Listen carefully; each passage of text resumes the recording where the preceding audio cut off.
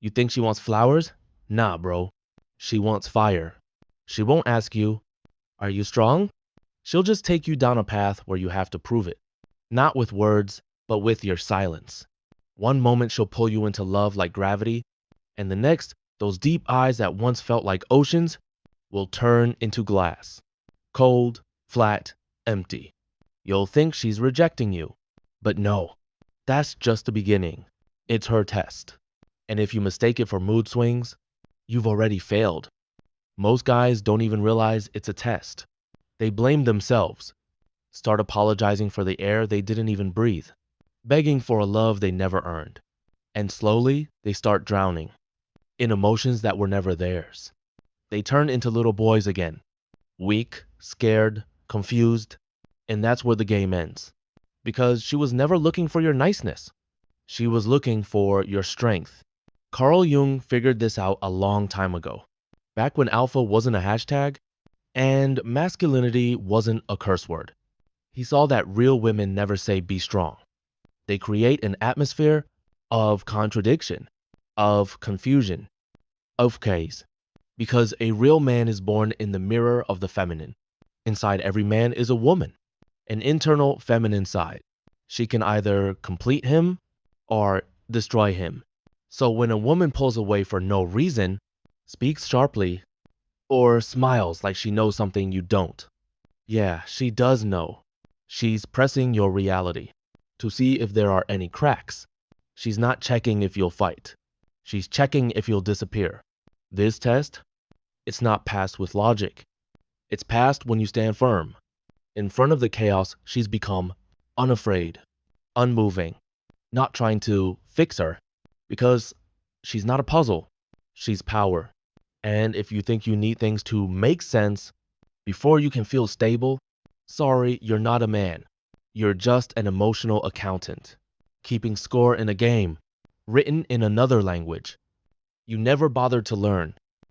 Jung warned, the greatest danger for a man is being consumed by a darkness he doesn't even know the name of. And in that darkness, the most powerful force is the woman within him. That chaos, those emotions he's never faced, he just projected them onto the woman outside. And that's why you get obsessed with her approval. Why you panic when she pulls away. Her mood feels like a life or death signal, like your nervous system dances to her rhythm. But hear me, this isn't about her. This is about you.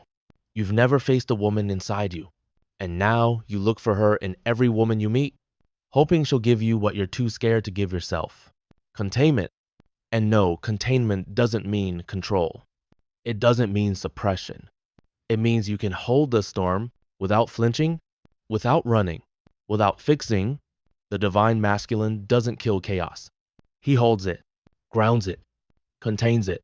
And when a woman tests you, she's not actually asking with words. Are you that man? She's asking with energy.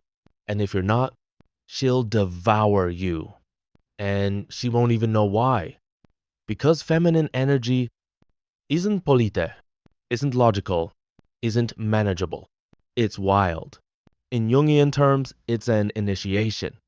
It drags you down. Not to break you, but to burn away everything you never really were. What she showed you before, that was just a mask. Now, when she challenges you, when doubt fills her eyes, or when she suddenly pulls away, don't react like a child. React like a man, like a sovereign. Stand in a presence. That makes her feel safe for the first time. Not because you pleased her, but because you stayed. When every other guy before you broke, stop chasing her love. Start holding your fire. Because if you're not the fire, you'll spend your whole life begging others for warmth. And bro, that's the most humiliating kind of death. It starts slow. You don't even notice. She just asks, why didn't you call? Why don't you talk like before? Why do you feel so distant? But listen, she's not looking for answers. She's watching your behavior. Do you shrink? Panic? Assume guilt? Just because her tone changed? That's the test. This isn't manipulation. It's biological intelligence. Jung called it the process of individuation, the journey of becoming whole. In every man's path, leads him to the woman inside. Not a fantasy, but a real force. Not a reward, but a responsibility. Because the woman standing in front of you, she's not just herself. She's a glimpse of the unknown feminine living inside you. Anima, that feminine energy dancing through every desire, every heartbreak. She doesn't care about your excuses, your job stress, your childhood wounds, or your 5-point communication plan. She only wants to know one thing. Can you stay when everything shakes? If you can't, you're not strong. You're just adaptable. And for a man, there's nothing more dangerous than mistaking adaptability for strength. A man who adapts to every mood, every sigh, every tear, he stretches, he bends, until one day he disappears. He doesn't fail loudly. He just slowly fades, until one day she looks at him and feels nothing, because he never left. He just dissolved. Jung said, the man who doesn't integrate his inner feminine becomes possessed by it. That doesn't mean haunted. It means obsessed. You orbit her moods. Your world starts with her smile and ends with her disappointment. You become what Jung called the split man, perfect on the outside, broken within. You behave flawlessly in public, smiling, nodding, saying what she wants to hear. But your eyes? They twitch with the quiet beg. Please affirm me, approve me. You fear losing her more than you fear losing yourself. And that's when the test becomes destruction, because she was never asking for perfection. She was asking, are you yours? Can you hold your truth, even when her approval feels like everything? Can you say no without trembling? Can you love her deeply without losing yourself? You see, immature anima seduces. She promises peace if you just merge, agree, follow, but she's not peace. She's erasure. That nice guy myth, that love comes from self-sacrifice, it's a lie. True peace comes when a man becomes vertical, when his spine isn't for sale, when his love is real, but his center isn't up for negotiation. And from that rooted place, she feels something rare, that ancient gravity, that presence of a man who no longer reacts to chaos, but contains it. And that's when her tests end. Not because she's done, but because now she sees him. A man who doesn't shake in the storm. Not because he's numb, but because he knows his own weather. He's not afraid of her fire, because he's made peace with his own.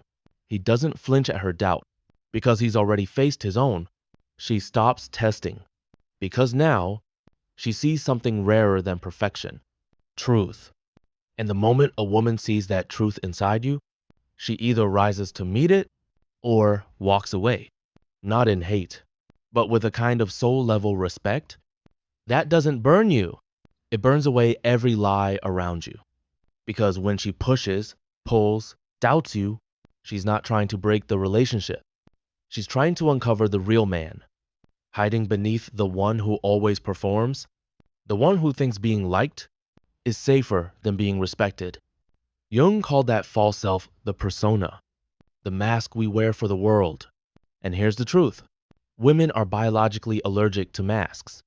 They can play along for a bit, smile at your charm, nod at your politeness. But one day, their instinct activates. They press on the glass. Does it shatter?